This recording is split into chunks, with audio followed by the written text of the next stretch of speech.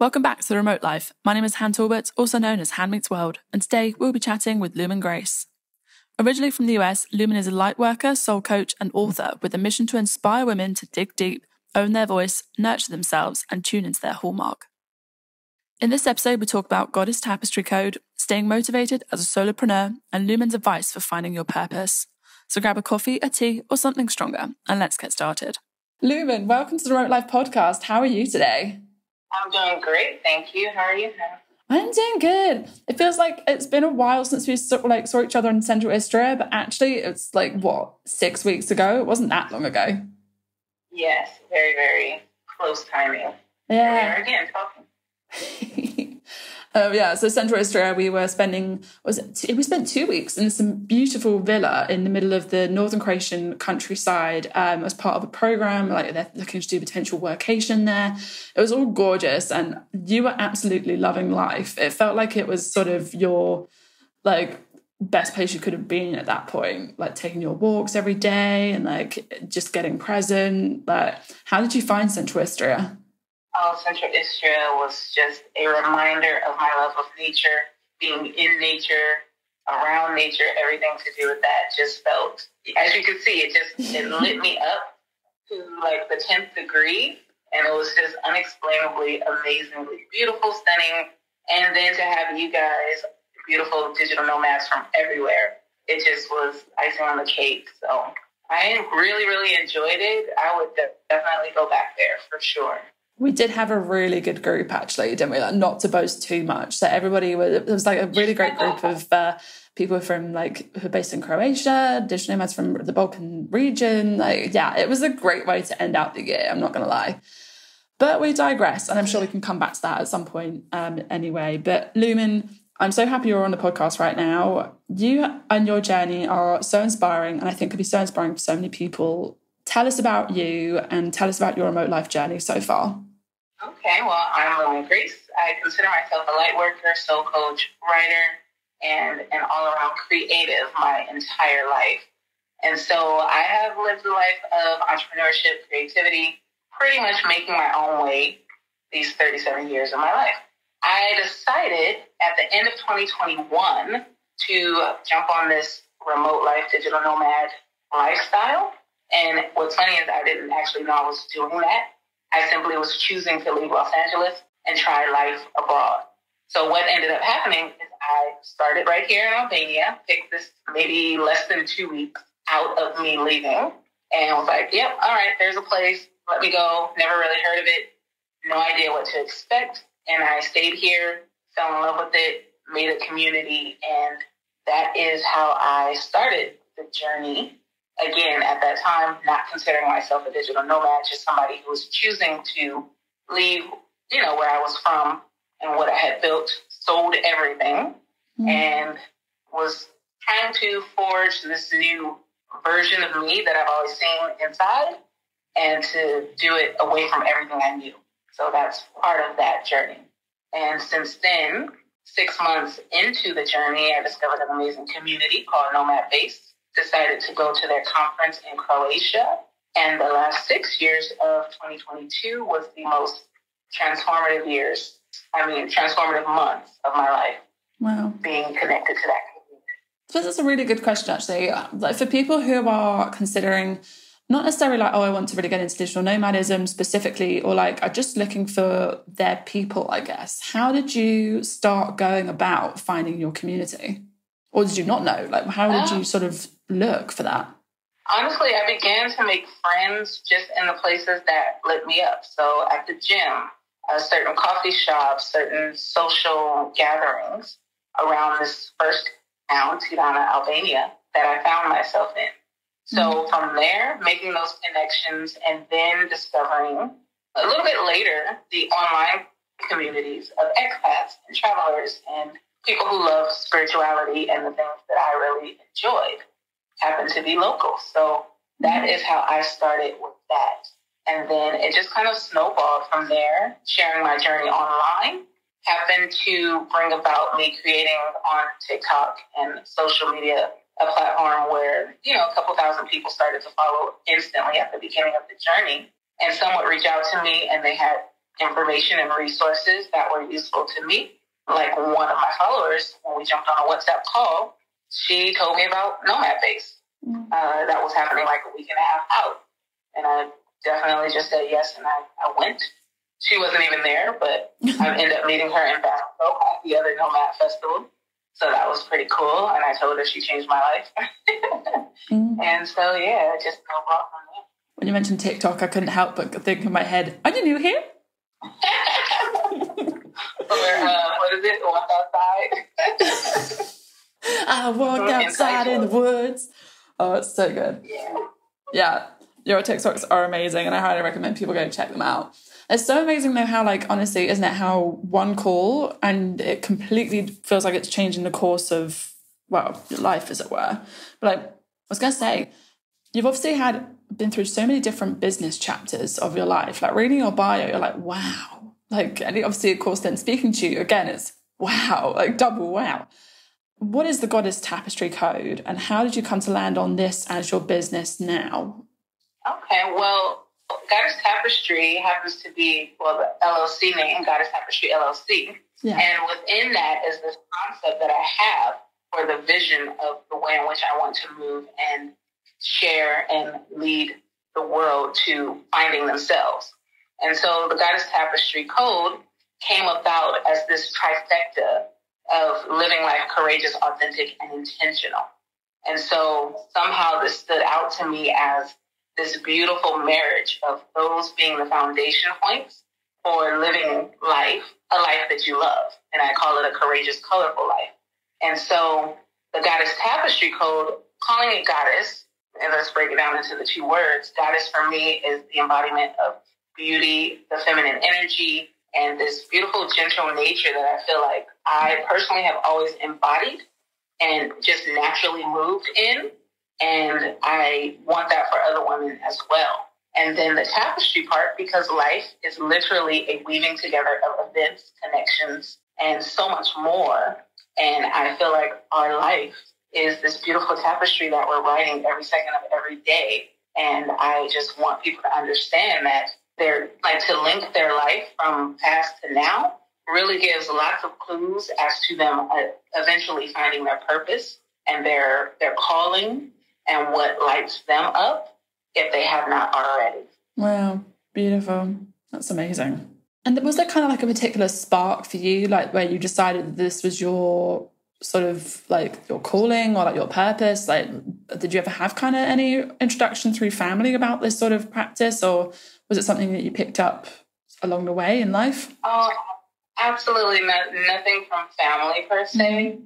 I think that we are all born with something inside of us, and sometimes it is completely different than those around us. And I've always felt like that.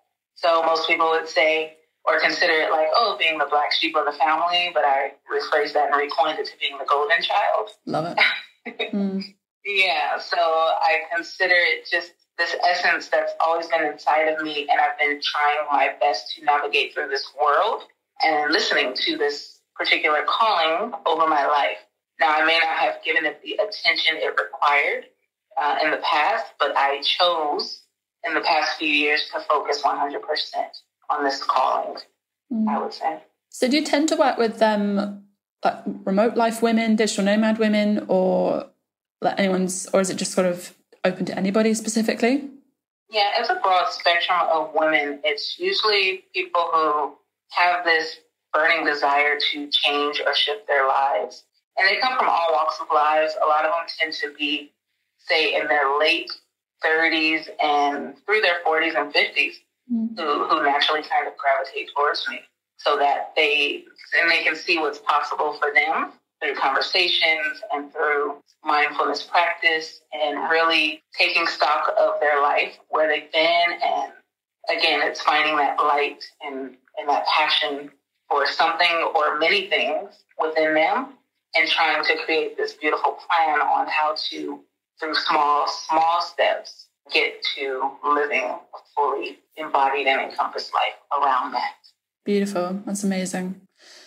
I guess for anybody who's sort of looking for maybe a tiny little introduction to what it is you do, or like kind of is maybe sat here thinking, wow, like I really want to try and rediscover who I am, or like rediscover my purpose.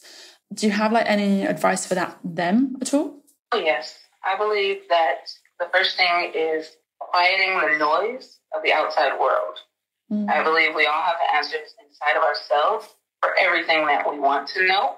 And although we do go to find people to assist us along that journey, at our core, we feel something.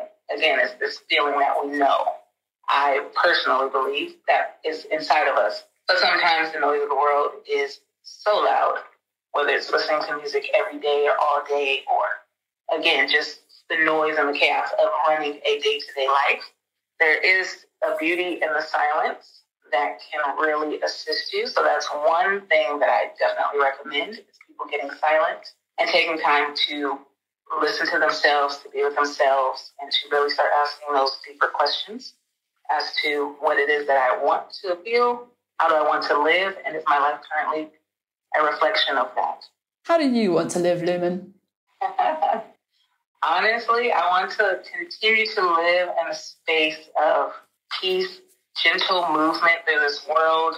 I want to continue to light people up. I want to get in touch with the land a lot more.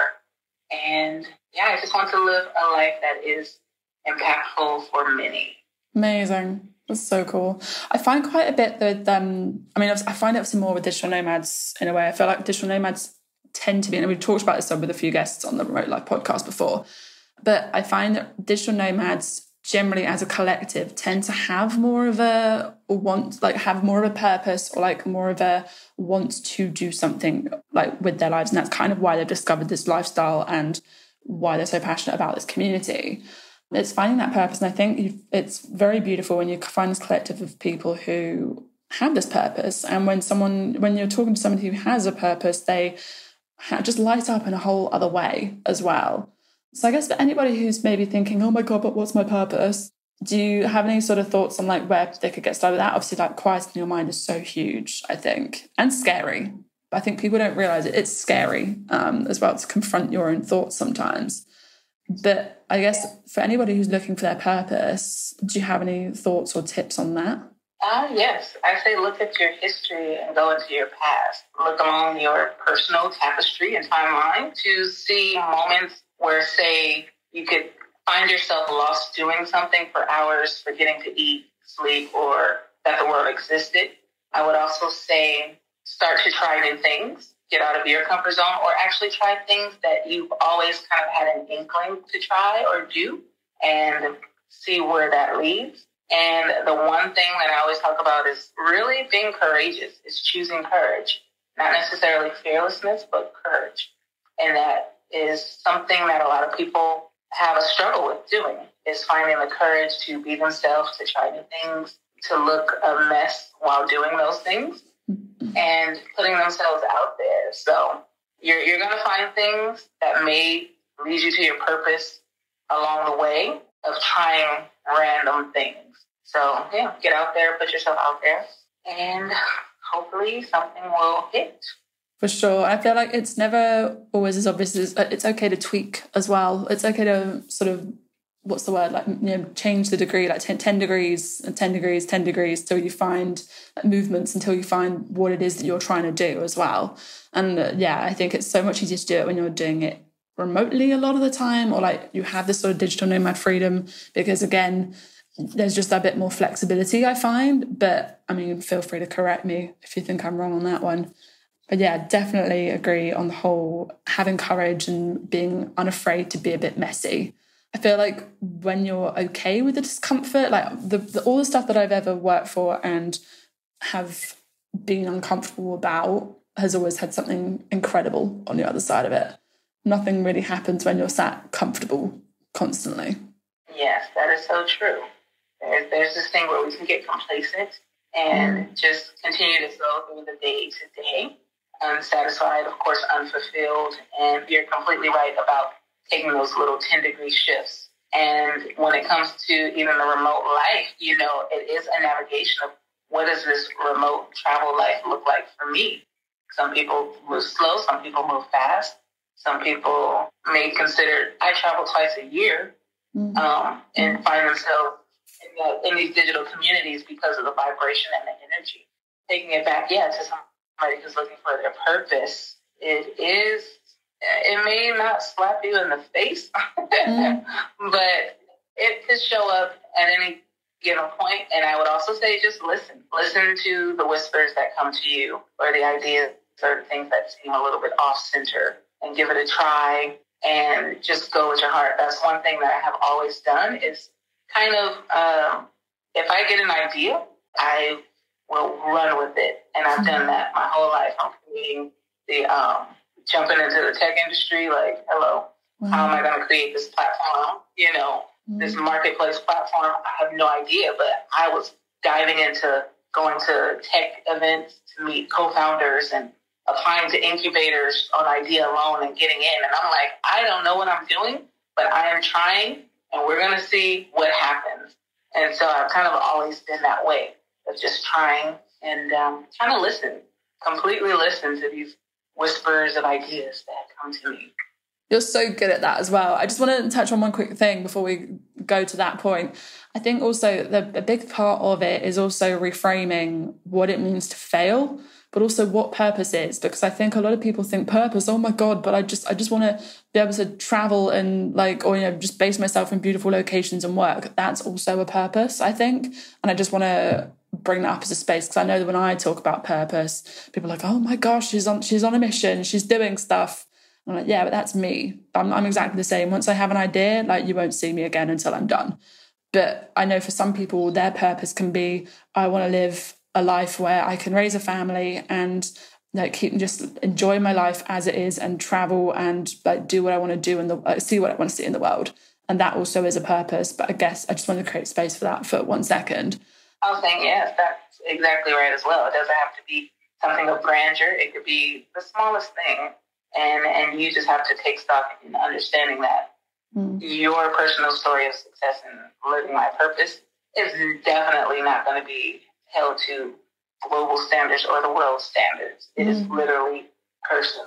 So it's that kind of guiding thing, right, that is sort of driving your life, and so that you feel like you're 100% living and not just sort of existing according to whatever it is, your past or whatever it is before, I guess.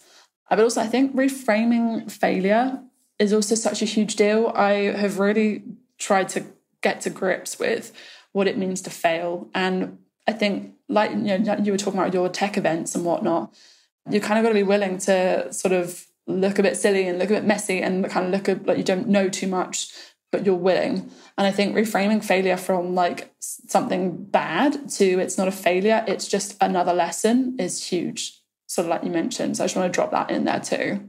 Oh, yes, of course. I 100% believe that. I believe everything that I've created, and especially as a creative, we sometimes navigate this world not looking for financial compensation for creativity.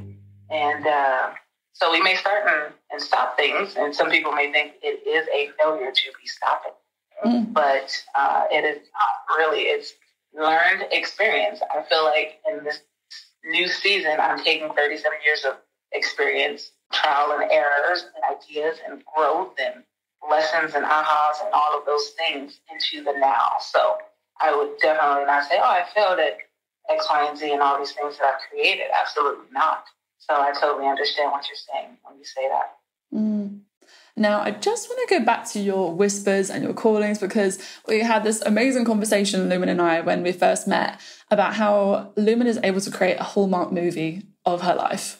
Can we just go into that and talk about that a little bit? You're making a book about can we talk about this? You're making a book about your relationships and things like that, and the guys you've dated, but that every single situation that you've mentioned, and we don't have to talk about this on here, but it's just absolutely incredible how you've managed to make a hallmark movie every time. Can you talk through your process a bit about that? Yes.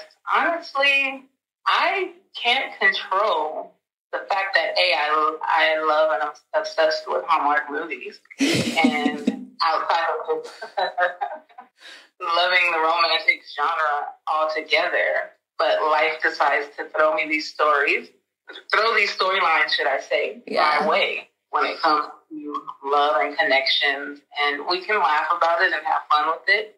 Yeah, so that's kind of what we have done. And in my book, yes, Love Letters, the collection, I go over some of the stories and the people that have, left an impression on my life. Oh, just amazing. I love that there's these like so many different like parts of your life, and that how you share is just so incredible. I think it's just really inspiring. And yeah, it was just amazing how we were in Central History and we're like, right, we just came up with this amazing Hallmark movie like for you and your life, and like it just kept kind of coming in and adding to. And yeah, just if you're kind of considering looking at sort of trying to repaint your picture, I guess, of your life, seriously, go listen, watch, follow anything of Lumin's, buy anything of Lumin's, because I swear that energy rubs off. It's incredible. Yeah, it's funny. I told somebody the other day, I was like, don't be surprised if good things start to happen to you, because you're naturally just in my vortex now. And I was dying laughing as I was saying this, but I was being true and honest. And I was like, not to, sound cocky or anything, but it just is what happens. People who come into this space and this energy of just light and love and just manifesting power, it just naturally rubs off on them. So it's a beautiful thing. So, yeah. So sometimes, those beautiful, unique storylines decide to write themselves after a thought, and they just show up, and it's pretty cool. It's pretty cool. It is really cool. Yeah. I was while you were just saying that answer, I was just having flashbacks to like us being in the car and going like through the woods in the dark and like in the snow. And yeah, you really could not write like better stuff than that. And just how we all kind of got involved in like creating this. Was it to Central Istria and back or something like that? Oh no, Central Istria with love. That's what it was.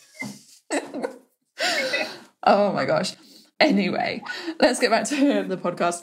I just want to ask, is there like one particular lesson that you've taken away from being an entrepreneur, or like one thing that people need to know about running or starting a business? Yes, I think that people should know that it is easier to get started than they think and to underwhelm themselves. So instead of thinking that there's 1,000 things to do before they even hit launch or write something or start to sell a service, to underwhelm themselves and to say, what are the few tasks that really would move the dial forward when I'm creating this thing? So a lot of people may sometimes jump into, I need to register an LLC. I need to have a business address. I need to do these particular things. And sometimes it's really just about creativity and ingenuity when it comes to getting started. All those other pieces of the puzzle can come into play a little bit later. So yeah, underwhelm yourself with the activities and the to-do list when you're getting started. Trust yourself. Don't look for too much outside. What do you think of this? What do you think of this? Because the gift and the idea was given to you to try. And don't be swayed by other people's influence when it comes to getting going, or at least trying from that initial idea that comes to you to want to do. Beautiful, beautiful. I guess to add on to that also, like, as somebody who has, of course, started several businesses now, is there any way that you, or do you have any like kind of support systems or any things that you do to keep yourself motivated in the early days, but also when you're kind of having a slump day where you're like, oh my gosh, do I really have to get up and do this thing? Especially as a solopreneur, like I know that it's so much easier sometimes when you've got a co-founder who keeps you accountable. But what do you do as somebody who's running their business essentially by themselves? Yeah, so true. So one of my businesses, I did have a co-founder, so that was great to have that accountability of showing up every single day to both push our business forward. When it comes to the things that I've created by myself and how I'm working now is absolutely having accountability partners, which you mentioned. So I have every 2 weeks, I speak to just a friend. It's not necessarily someone who's also in business or the similar industry. It's just a friend. And so we rehash the past 2 weeks, the ups and the downs, the highs and the lows, and then did we hit our targets and our personal goals? Did we hit our business goals? And what it is that we want to accomplish before the next 2 week phone call. So that's one thing that I do. Absolutely, journaling is a big part of my life as a lifelong writer. So I journal, and what I always say to people is journaling can be videos, audio messages, or writing to yourself, whatever feels comfortable. Because a lot of people say, oh, I don't like to write. Well, make videos. It's the same thing. And I use a journal app where all these things are in there. And what else do I do is I actually hold as strongly as I can the vision that I have for the future and my why. So there's a lot of things that I want to create much, much down the line, but it's going to take every single day me showing up now properly, wholly, and fully in order for me to reach those things down that line. So when I talk about visualization and manifestation and running those visions in my mind, those things are what pulls me out of bed. The impact, visualizing the transformation that individuals are having on a daily basis by me showing up and serving and leading. So, once you get a hit of somebody's life being transformed from what you do, what you say in the smallest way or to the hugest way possible, you really will not be able to duplicate that feeling, and you're going to want to feel that every single day. And so those things keep me motivated as a solopreneur. Love it. And because I know from my perspective, people are sometimes like, wait, how do you do this? And there are several different ways, and there's no one way to do it at any point. So I feel like, there were certain systems that I put in place maybe 2 years ago that are different to what they are today. So I feel like it's okay to try a few as well. Like give a couple ways a go also. Like I will always champion, for example, like The Artist's Way. I found incredibly impactful as a book, and I've talked about this several times on different episodes as well. But I always talk about journaling. Accountability partners is huge, whether that's one-on-one or like in a group. Like there's so many different ways you can do these things now. Nomad Base is doing a mastermind now, I think, as well. So like just to bring up your faves. But there's so many different ways that I think you can get involved and go about creating a business now. It's really quite incredible, I think. Oh, yes. And always, definitely keep content feeding towards you. Like if you're going to be on social or scrolling or navigating the internet, keep content that inspires you, not necessarily for you to mimic, but just things that inspire you. So what you'll find in my Instagram feed, aside from all of my beautiful new nomad family and friends, are like spaces in nature, homes built literally in nature. That's pretty much the only other thing you'll find in my feed. And that's because I have this beautiful vision of owning land for sacred use in the future. So that is one of the biggest motivators for me. So keeping that content pure and to what drives you and what fuels you. So we've 100% got this plan right, Lumin, that you're going to come find some land in Glastonbury in the UK. In West England. Yeah. Just a couple more questions then. How do you choose your destinations? Obviously, you've got a very specific kind of lifestyle that you like to live. So how do you pick your destinations? Initially, last year, it was literally pointing at a map or listening to a podcaster mention the name of Albania one time. And I said, maybe. And once I met the Nomad Base community and family, I started to navigate the spaces where they would be. And through the friendships that I cultivated there, we decided mutually on trying new locations and destinations. Now, going into this new year, I know that I want to be less moving, more stationary, should I say, for longer terms and longer periods. And there are a few things that I particularly want in my new spaces. So I would say for anybody, figure out what it is that you want from the space that you're in. For me, it's sunshine, nature, trees, a body of water, and a beautiful spiritual community to tap into and to connect to. Like, I really don't want to be in any location for a long time without having that community now that I've experienced it personally. For sure. Where can we expect? You're in Tirana right now. Where's next for you? I am headed to Playa del Carmen, and I am popping in on a little bit of a stop in Milan on the way. Oh. And just, again, for community, or because, I love Milan, so... No, not for community. Just the moment. Just because. Love it. A little moment, just because. Just because it's on the way, it's 2 hours and I've never seen it before, so why not? Oh, you know what? There's this really cool spa there that I want to go to, so that's one of the reasons. Beautiful. Well, do enjoy Milan for me. It's a beautiful city. I guess last question from me. What's like maybe the top like 2 to 3 things that you think people should maybe know about the digital nomad lifestyle? I think people should know that the term digital nomad and this lifestyle is that it is a blanket term. So there are many different flavors of digital nomads, slow mads, people who go faster. I'm not sure what you would call them. People who navigate this community of travel on the luxury side.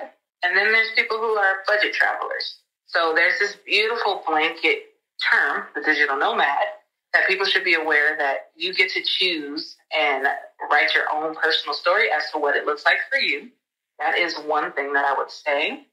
I would also say, again, with the courage, it takes courage to step out of your comfort and try to navigate these spaces, these new cities, these new languages and connections. And I find it very exhilarating and important for our personal growth.